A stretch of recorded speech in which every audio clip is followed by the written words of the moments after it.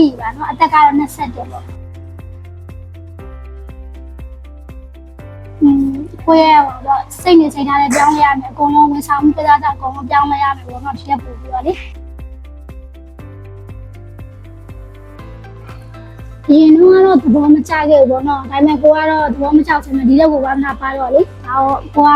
အောင်မင်းတို့ဖြောင်းကြိုးစားမယ်ဆိုတဲ့နဲ့ကိုကပုံဝင်ခဲ့တယ်ပေါ့ဒီတက်ပို့ပြီးတော့တော်တဲ့အောင်မြင်တဲ့ဒီဇိုင်နာတယောက်ပြောင်းစူးစမ်းမယ်ပေါ့နော်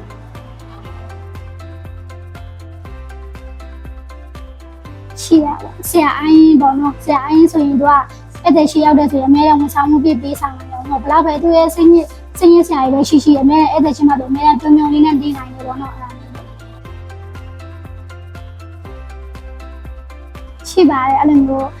ဖွယ်လိုက်တာခဲ့ပြီးတဲ့အချိန်မှာပေါ့နော်တငယ်ချင်းနဲ့ပဲပါအပြင်မှာသွားပြီးတော့ခေါင်းဆောင်နေတယ်ဒီလိုလေအဲ့လိုမျိုးမုံသွားစားရအမတ်တရားအများကြီးရှိတယ်ပေါ့လေ